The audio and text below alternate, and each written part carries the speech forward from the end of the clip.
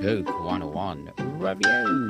Book 101 is all about the books that I read for the last 40 years. And today I have my special guest.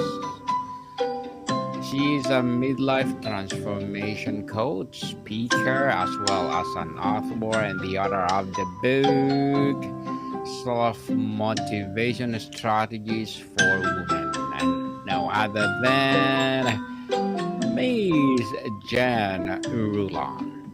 Thank you for having me, Daniel. Welcome, Miss Jen, on Book 101 Review. And can you please introduce more about yourself that I missed? Sure. I am a 15-time Ironman triathlete. I am a speaker, I am an author, I am a transformation midlife coach.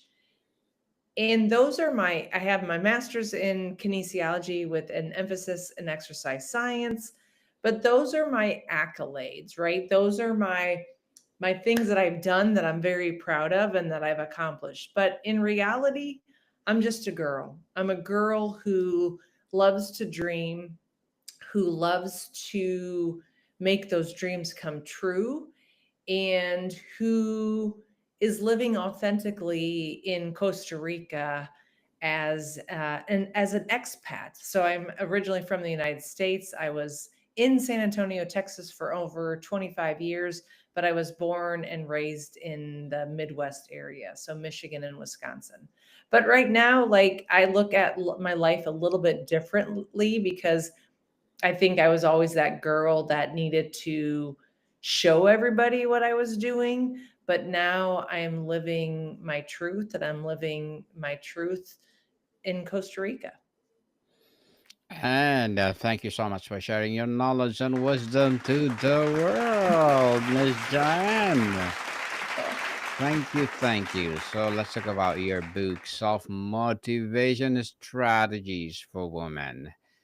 Sure. Tell us, what is the fundamental difference between how women and men typically approach self motivation and why this book need a specific focus on women's experiences?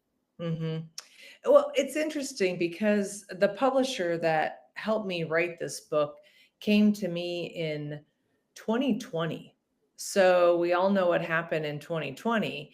And I didn't have, at that time, I wasn't coaching triathletes because nobody was racing triathlons.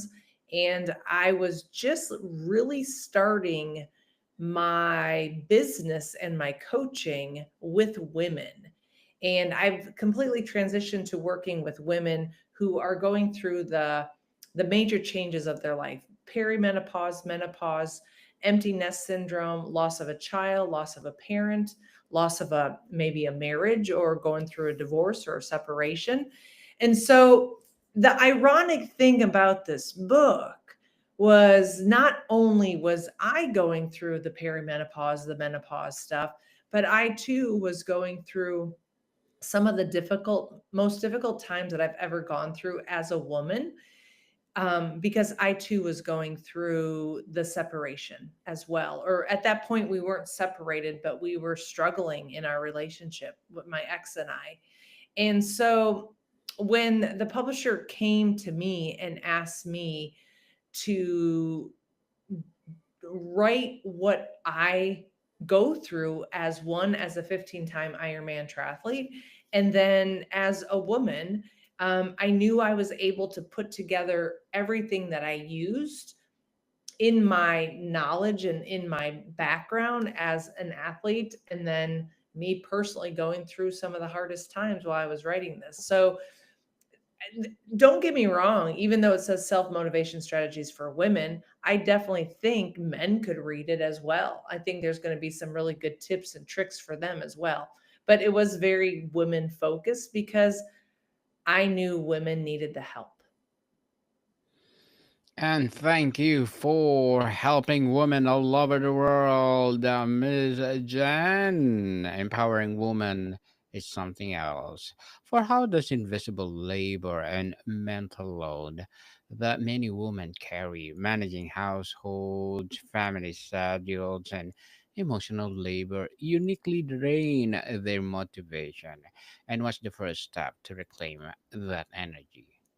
The very first step that I tell all of my women and all of my women that I work with the one-on-one coaching is movement. You have to have some type of movement every single day in your life. That could be walking, running, swimming, biking, Zumba, Pilates, yoga, and I'm a big advocate since I have retired from the sport of triathlons. I'm a big advocate of strength training. So if women are very focused on taking care of their family, taking care of their partners, their kids, all of that, but they're not taking care of themselves, there there will be no them. Like there will be no family because maybe mom's sick, maybe mom's the caretaker of the parents. Mom, the wife, has to take care of herself physically first, and that's through movement. Movement indeed. Research often shows a confidence gap between men and women. What specific strategies do you offer to help women build unshakable self belief and internal validation? Mm, very nice. Very good question. Thank you. I truly feel that once a woman starts physically taking care of themselves and they start seeing those changes physically, maybe they've lost a little bit of weight, maybe they ran their first 5K, that 5K turned into a 10K and a half marathon type of thing, maybe they hit a personal best at the gym. When I see women moving, focusing on their movement, focusing on their metabolism, also known as nutrition, that confidence skyrockets because they start liking what they see in the mirror. Miss Jen, how do you help women refrain selfishness from a negative label into a non negotiable practice and self care that is essential for achieving their goals? Yeah. Well, first of all, self care is not selfish. Let me say that again. Self care is not selfish.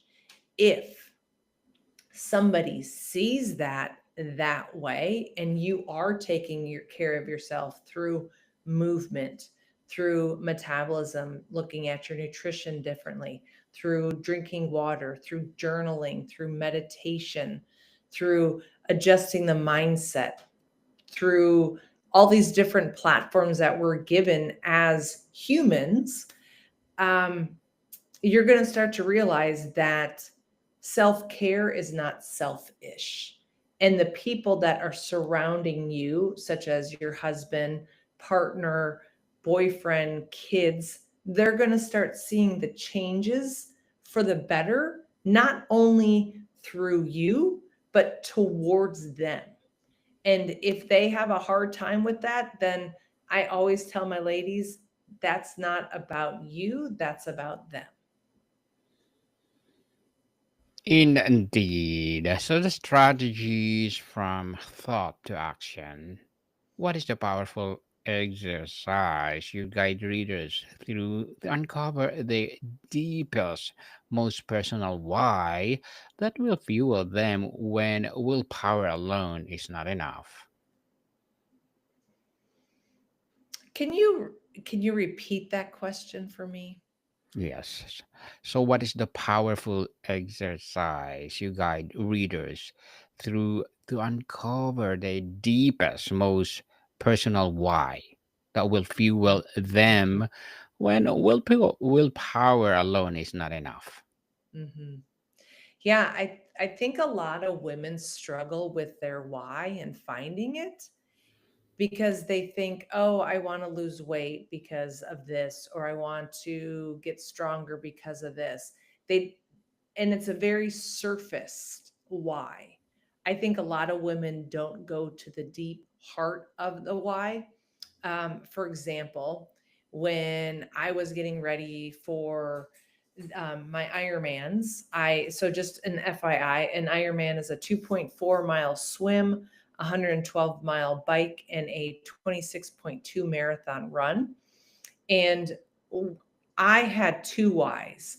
The first why was when I was 17 years old and I was watching the ABC Wild World of Sports, and the Ironman World Championship was on. And I said to my grandfather about a month later, I said, hey, but, and at this time I was 17. And I said to my grandfather, I said, I'm going to do the Ironman World Championship one day. And he goes, well, when you go, I'll go with you. And I immediately heard that and I thought, okay, there's belief. And so that was one of my whys. But deep down, I would think my second why was really seeking my dad's approval and seeking validation from my dad. My dad was very sports orientated, and he and my brother had this beautiful bond. They had this beautiful bond through football, through basketball, through baseball, through hockey. I didn't play any of those because what? I was a woman, especially in the 70s and 80s. We didn't play that. Now it's a totally different story. But so but what I realized was I was trying to seek my dad's validation.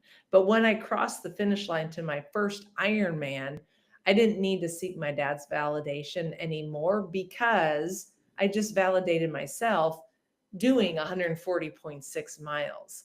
Now, my second why was being like, all right, grandpa, we're going to do this. And I did. It was 28 years later, I did it, but it took me a little bit of time to get to Kona, Hawaii for the world championship, but I did it.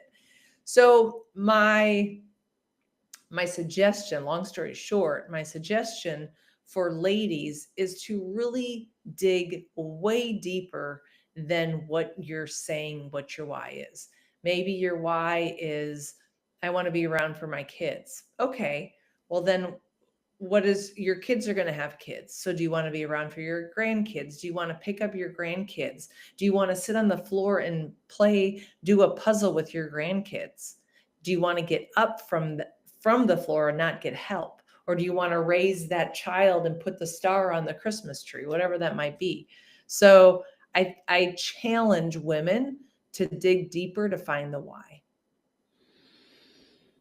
Women often face a harsh inner critic. What is your most effective technique for quieting this voice and transforming into a supportive inner coach? Mm.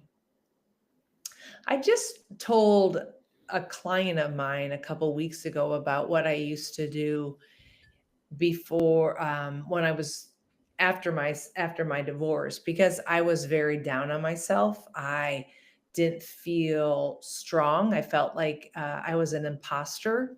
Especially here, I write this book when I was going through some of the hardest times through the and that next year we separated. And then here I had this book out. I felt like I was an imposter because here I was trying to portray this life of mine. And but the one thing that I did for myself, and I just told my client this a couple weeks ago, is I would look in the mirror at myself daily. And you do that daily, right? You brush your teeth, you put on, as women, we brush our teeth, put on our makeup, put on our face cream. But I truly looked at myself in my eyes. And I had a daily affirmation. I had affirmations like I am strong, I am beautiful, I am funny, like all of these things. And I would also tell myself your eyes are beautiful, your hair is gorgeous. And over time, I started believing it because after the divorce, I I didn't want to date. I wasn't ready to date. I needed to figure out who I was as a woman. after an 18-year marriage, I needed to go back to me and see what I saw and what he saw 20 years ago, right? And I had to find that girl again. I found her, thank God.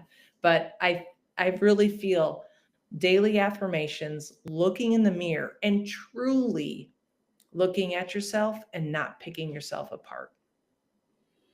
Indeed, Miss Jen, I always tell to myself, I'm the head, not the tail. I'm a victor, not a victim. And I'll be mighty on the land. I love that. Truly, truly affirmation to yourself. It helps you to boost you each day. People Yes. say that to yourself always. And Miss Jen, your title mentions transforming every aspect of life. How does your framework help women to set and achieve goals across career, health, relationship, and personal growth without leading to burnout? Sure.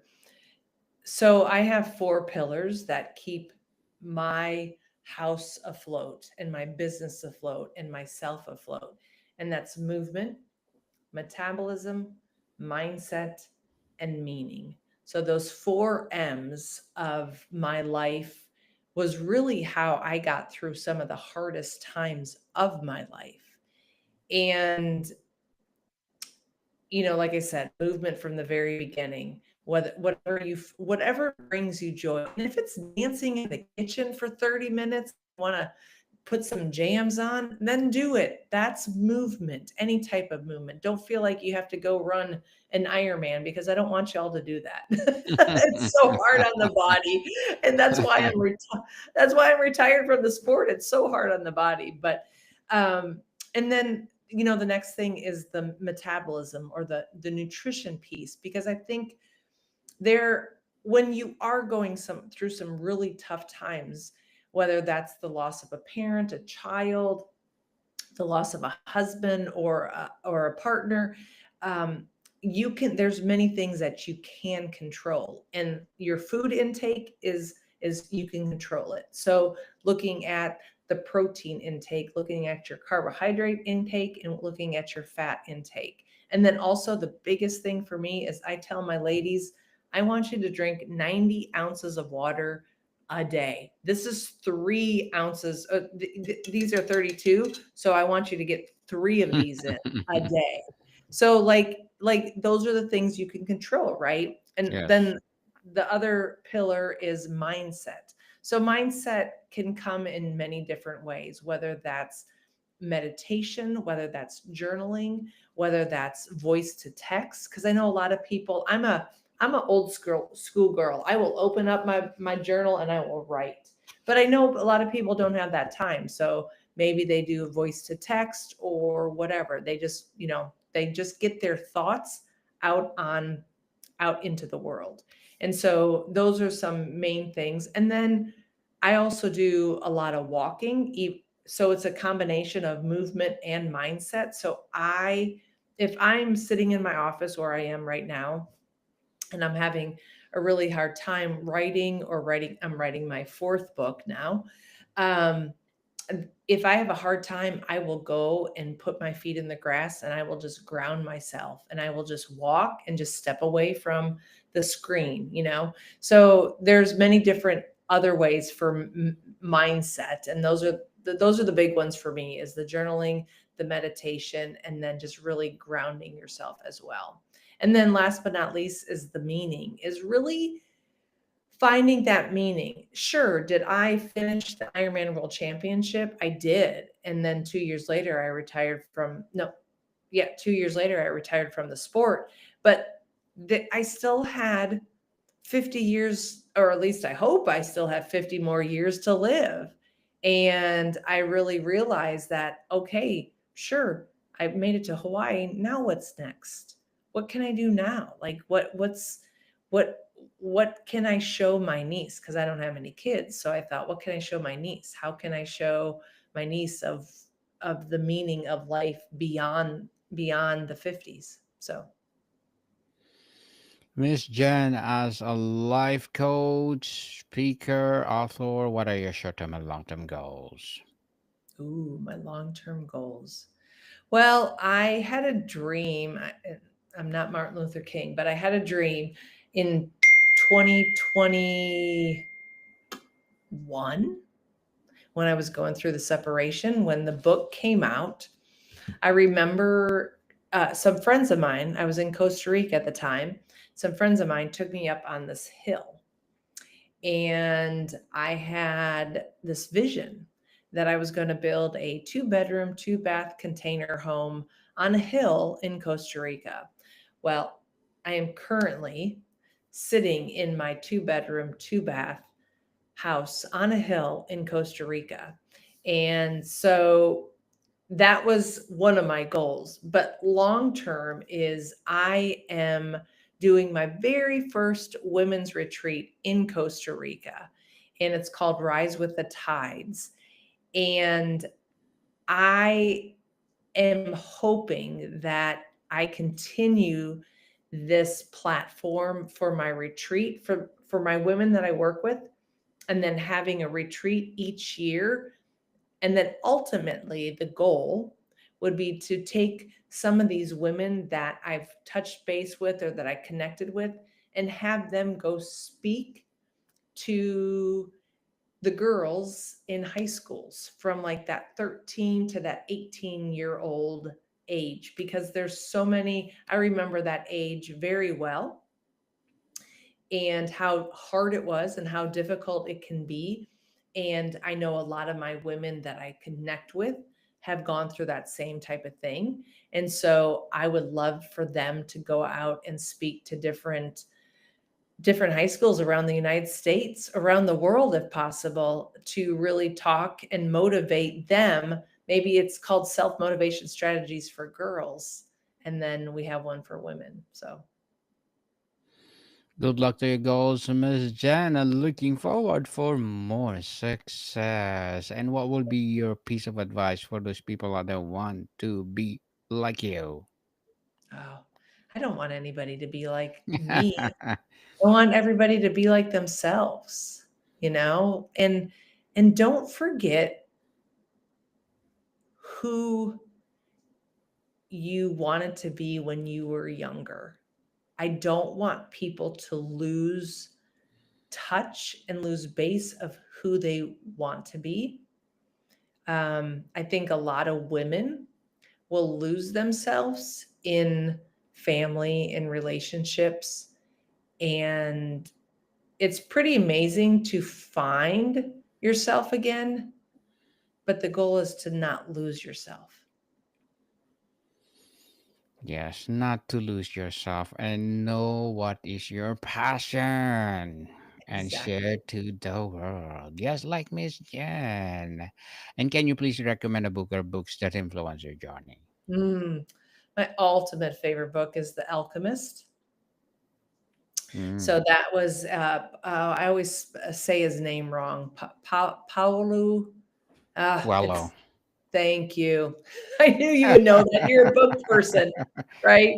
You're a book Yes. person. So yeah, The Alchemist has always been a very, very strong, strong book for me. And it's crazy, Daniel, because I do live in Costa Rica. I don't have a lot of books that Hmm. I will open up and read anymore. I will do Audible a lot. You know what I really loved? Another book that I really loved was Green Lights by Matthew McConaughey. Yeah, I think that is the autobiography. it was an Or autobiography. Yeah, yes. yeah. But the Alchemist, I will read that at least quarterly in my for my business and for my life. Hmm. Mm, yes. The only thing I remembered for the autobiography of Matthew is he was being sexually assaulted or something.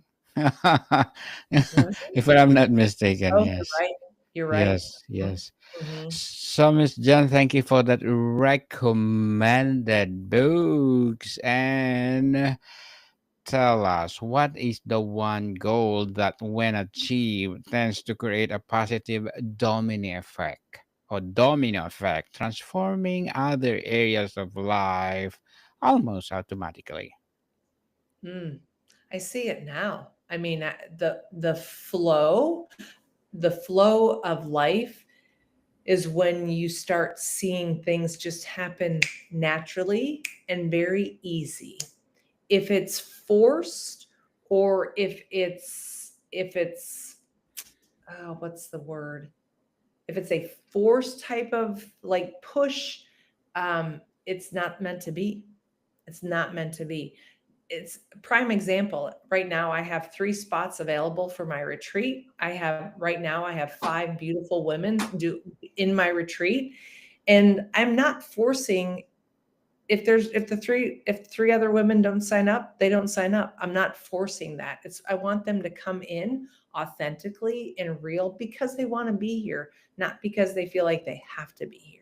So I think the biggest suggestion or idea or thought for your viewers is to allow life to happen, and but let it flow. Let it flow. If it's too hard, then it's not meant to be.